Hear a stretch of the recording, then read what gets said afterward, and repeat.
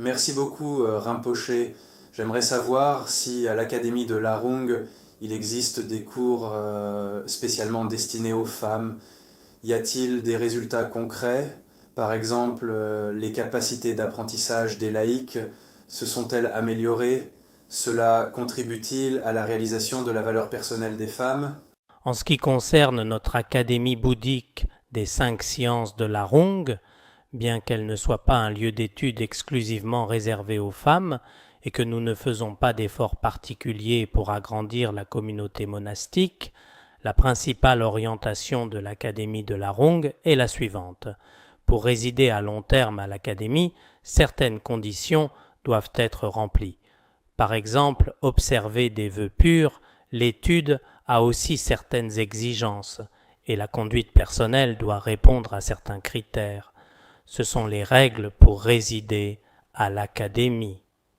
De plus, certains Khenpo se rendent dans divers monastères et communautés pour leur enseigner le dharma ainsi que la culture tibétaine et la langue tibétaine, ainsi que des connaissances mondaines comme l'hygiène, la protection de l'environnement, le respect de la vie et bien d'autres aspects. Les Khenpos se rendent dans différents endroits pour les faire étudier. Je pense donc que s'il y a des opportunités d'apprentissage, bénéficier aux autres ne devrait pas être très difficile.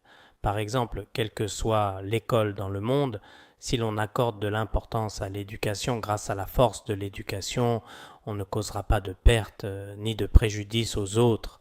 Même s'il y en a, je pense que c'est dû à des raisons individuelles. Notre sujet d'aujourd'hui concerne les droits des femmes. En Asie, il y a de nombreux pays relativement en retard où le statut des femmes est particulièrement bas. Surtout si l'on regarde notre région tibétaine, le Tibet central est peut-être un peu mieux, mais le statut des femmes au Kham et en Amdo est très bas, que ce soit dans la famille ou dans la société. Dans la société, que ce soit pour un travail de bureau ou un travail physique, il est très difficile pour les femmes de réussir dans leur carrière. Que peut-on faire pour améliorer cette situation? Comment peut-on améliorer le statut des femmes? Avez-vous des méthodes ou des suggestions à ce sujet? Avez-vous accordé une attention particulière à cette question? Mon point de vue personnel est que ce n'est pas seulement chez les Tibétains, mais dans de nombreux endroits du monde, le statut des femmes doit encore être continuellement amélioré. Par rapport à la situation dans d'autres endroits et chez d'autres ethnies, les droits des femmes tibétaines ne sont pas particulièrement en retard.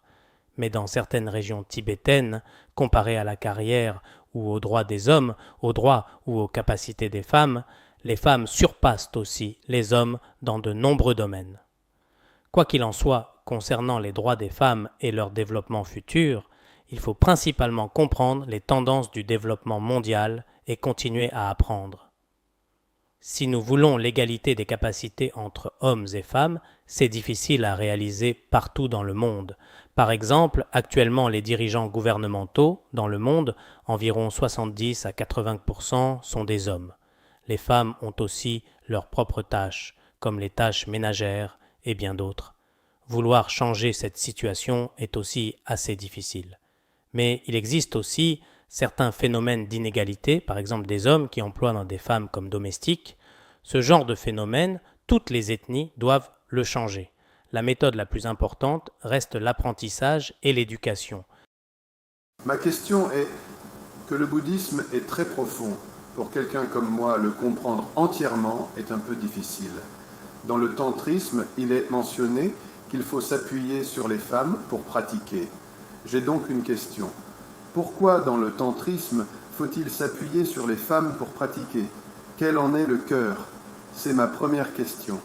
Dans notre tantrisme, il est effectivement dit de s'appuyer sur les femmes pour pratiquer, mais si l'on a en soi le désir entre hommes et femmes, si l'on a ce désir ordinaire, et qu'on dit ensuite s'appuyer sur les femmes pour pratiquer, je vais répondre aux deux questions ensemble. Atteindre l'accomplissement est impossible. Pourquoi? Par le désir, se libérer du désir, etc. Se libérer du désir est la libération. Cela vient du tantra de Samputika, Que dit le Tantra de Samputika par le désir, se libérer du désir, etc. Cela signifie que si l'on peut reconnaître l'essence du désir, en réalité l'essence du désir n'existe pas. S'il n'y a pas d'essence du désir, alors le désir est la sagesse semblable au miroir parmi les 5 sagesses. Si l'on transforme en la nature de la sagesse semblable au miroir, on comprendra que la nature des afflictions est la sagesse. À ce moment-là, que ce soit les femmes, manger de la viande, boire de l'alcool, quoi que l'on fasse, on ne sera pas enchaîné par les afflictions. Si l'on n'a pas atteint ce niveau de réalisation et qu'avec un esprit ordinaire on veut atteindre l'accomplissement par les méthodes tantriques, c'est impossible. Il faut donc absolument atteindre un certain niveau de réalisation. Ce niveau de réalisation est expliqué en détail dans Le grand filet d'illusion et de nombreux enseignements tantriques.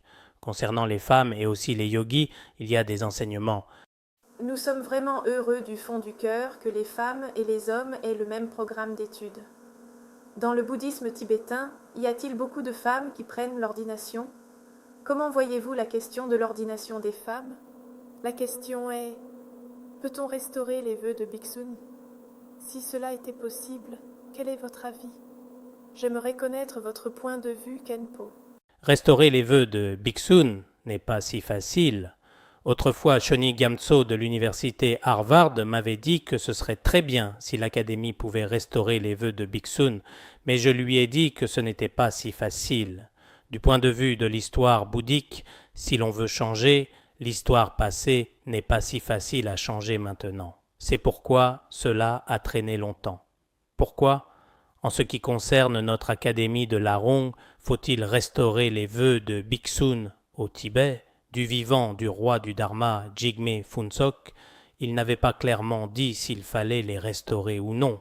Mais maintenant, certains Khenpos de notre Académie disent que ce serait bien de pouvoir restaurer les vœux de Bhiksun nain. Après des recherches, de nombreux articles ont été écrits et plusieurs réunions ont eu lieu. Les rituels et cérémonies pour les vœux de Bhiksun nécessitent beaucoup de choses. Si l'on veut restaurer les vœux de Bhiksun, il faudrait les recevoir de l'Inde ou de la Chine. Mais l'école Mahasangika de Chine diffère quelque peu de la lignée tibétaine. Par exemple, le Tibet suit principalement l'école Sarvastivada. Comme le Theravada du Sri Lanka et l'école Dharmaguptaka de Chine, si l'on suit les rituels d'autres écoles pour restaurer les vœux de Bhiksunin au Tibet, pour les futures cérémonies de Posada, les retraites d'été, si l'on veut maîtriser tous ces rituels, sans une recherche approfondie, c'est très difficile. Bien que de nombreux Khenpo soient très motivés à ce sujet, cela reste tout de même difficile. De nombreux chercheurs et maîtres d'Inde, de Taïwan, des États-Unis et d'ailleurs pensent qu'il serait bien de restaurer les vœux de Bhiksun au Tibet depuis Taïwan. Ils ont tenu de nombreuses réunions, mais jusqu'à présent, il n'y a pas encore de résultats. Quoi qu'il en soit, tout le monde continue à faire des recherches. Comment cela évoluera à l'avenir, on ne sait pas encore. Par rapport aux vœux de Bodhisattva, les vœux monastiques sont différents. Les moniales suivent différents vœux selon l'ordination qu'elles ont reçue. Les noms des vœux sont également différents. Nous y réfléchissons donc également. Aux États-Unis et à Taïwan, cette tendance est aussi très marquée. Mais ce n'est pas une chose simple. Actuellement, notre académie compte de nombreuses bhiksunos chinoises. Mais si l'on veut transmettre les vœux de Bhiksun, actuellement, l'académie ne peut pas encore transmettre les vœux de bhiksunis chinois. Cette année, nous avons plus d'100 de novices qui vont recevoir les vœux de bhiksunis dans des monastères chinois, puis reviendront à l'académie. C'est le projet de cette année. Nous espérons qu'à partir de 2017, nous pourrons transmettre les vœux de bhiksunos chinois à l'académie. Il y a des projets dans ce sens. Certaines jomo tibétaines comprennent le chinois et quelques-unes reçoivent les vœux avec les chinoises. Tachidelek, j'aurais voulu poser une question sur les vœux de Bhiksun, mais elle vient d'être posée. Merci beaucoup pour votre réponse. Nous, Tibétains de l'étranger, entendons souvent dire que le bouddhisme est actuellement très florissant en Chine. De quelle manière est-il florissant? Combien de Chinois étudient le bouddhisme actuellement? Pas seulement ceux qui étudient le bouddhisme tibétain, mais dans l'ensemble du bouddhisme, combien de personnes l'étudient? Pourriez-vous nous en parler? Merci beaucoup. Actuellement, en Chine, il y a beaucoup de gens qui étudient le bouddhisme.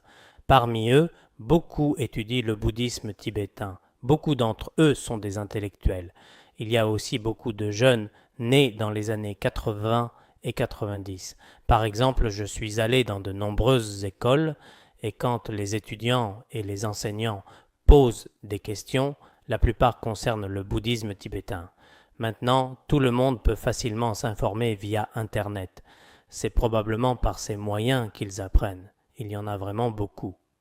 Combien exactement? C'est difficile à dire. En 2009, selon les statistiques du département gouvernemental des affaires religieuses, il y avait environ 100 millions de bouddhistes en Chine. C'est ce qui est dit dans les documents concernés. Mais d'autres maîtres disent qu'il y a 200 ou 300 millions de bouddhistes en Chine. Mais le nombre exact, je ne le sais pas vraiment. Parce que dans les différentes villes, il n'y a pas de statistiques spécifiques sur le nombre de non-bouddhistes en Chine. Il est donc impossible de donner un chiffre précis. J'estime que maintenant c'est vraiment différent d'avant, surtout il y a beaucoup de jeunes. Le nombre exact, je ne le connais pas vraiment. Nous avons parlé tout à l'heure de l'apprentissage des femmes. Concernant la philosophie, les traités, etc., peuvent-elles accéder à des études de niveau supérieur? Je parle du yoga supérieur, surtout du début jusqu'à la fin, car nous savons que ces méthodes de pratique sont principalement fondées sur la physiologie masculine. Sont-elles donc aussi adaptées aux femmes? L'académie a-t-elle des cours spécialement destinés aux femmes? De manière générale, à notre académie, il y a environ 1 mois de retraite de pratique chaque année. Par exemple, actuellement, au 9e mois du calendrier tibétain, il y a une retraite de 15 jours. Ces 15 jours sont consacrés exclusivement à la pratique en retraite. Mais pour ce qui est de faire pratiquer au Jomo le yoga des canaux énergie, actuellement ce n'est pas le cas. Comment cela évoluera, je ne sais pas vraiment. Du vivant du roi du Dharma Jigme Phuntsok, il a aussi enseigné les pratiques du yoga des canaux énergie et les femmes les pratiquent aussi. J'ai quelques questions concernant la réincarnation. Par exemple, certaines personnes souffrent de maladies, mais elles ont une foi sincère et aiment aider les autres. Pourtant, elles doivent traverser des souffrances comme des catastrophes ou des maladies graves. Est-ce dû à ce qu'elles ont fait dans leur vie antérieure? Comment pouvons-nous prouver l'existence des vies antérieures? Je pense aussi vraiment que les vies antérieures existent certainement. Pourquoi? Certaines personnes veulent vraiment gagner de l'argent et travaillent très dur, mais si elles n'ont pas les mérites de leurs vies antérieures, leur sagesse n'est pas suffisante, leur capacité non plus, et les relations avec les autres sont aussi difficiles. Par conséquent, leur situation financière reste toujours mauvaise. Par exemple, certaines personnes n'ont ni héritage familial, ni relations sociales, mais obtiennent beaucoup de richesses sans raison apparente. S'il n'y avait pas les mérites des vies antérieures, juste par la force de la société ou d'autres facteurs, ce phénomène serait difficile à expliquer. C'est pourquoi je pense que certains ne seront jamais riches malgré tous leurs efforts, tandis que d'autres obtiennent sans beaucoup d'efforts. Ce phénomène est la principale preuve de l'existence ou non des vies antérieures. Je pense qu'il faut bien y réfléchir. Concernant les raisons prouvant l'existence des vies passées et futures, j'ai aussi beaucoup d'arguments à présenter. En raison du manque de temps, veuillez m'en excuser. Merci à tous d'être venus. S'il y a eu des erreurs dans la traduction, veuillez nous excuser. Merci à vous deux pour votre aide dans la traduction.